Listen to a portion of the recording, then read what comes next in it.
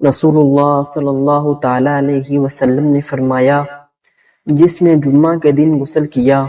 اور غسل کرایا اور سویرے پہنچا، شروع سے خطبہ میں شریک رہا، امام کے قریب بیٹھا اور غور سے خطبہ سنا اور خاموش رہا، تو اسے اس کے ہر قدم کے بدلے 1 سال کے روزے اور رات کے قیام کا ثواب ملے گا۔ نبی اکرم صلی اللہ علیہ وسلم نے فرمایا، جمعہ کے روز اس گھڑی کو جس میں دعا کی قبولیت کی امید کی جاتی ہے،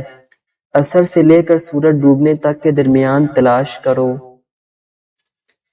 رسول اکرم صلی اللہ علیہ وسلم نے فرمایا،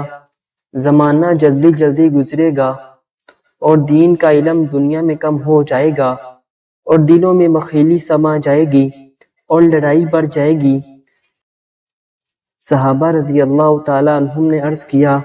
حرج کیا ہوتا ہے؟ تو آپ صلی اللہ علیہ وسلم نے فرمایا، قتل، خون ریزی۔ رسول اللہ صلی اللہ تعالی علیہ وسلم نے فرمایا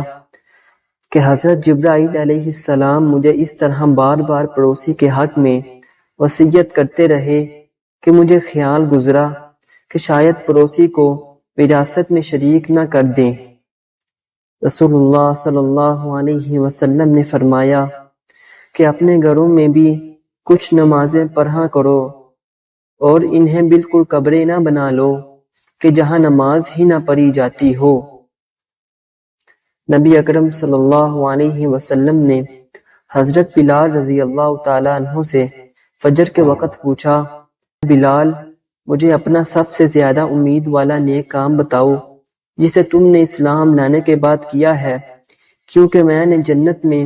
اپنے آگے تمہارے جوتوں کی چاپ سنی ہے۔ حضرت بلال رضی اللہ تعالی عنہ نے عرض کیا، میں نے تو اپنے نزدیک اس سے زیادہ امید کا کوئی کام نہیں کیا کہ جب میں نے رات یا دن میں کسی وقت بھی وضو کیا تو میں اس وضو سے نفل نماز پڑھتا رہتا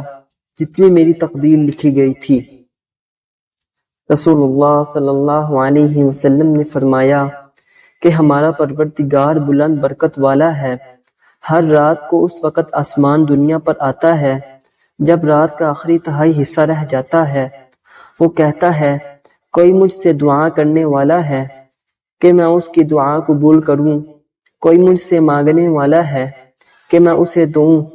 کوئی مجھ سے بخشش طلب کرنے والا ہے کہ میں اس کو بخش دوں۔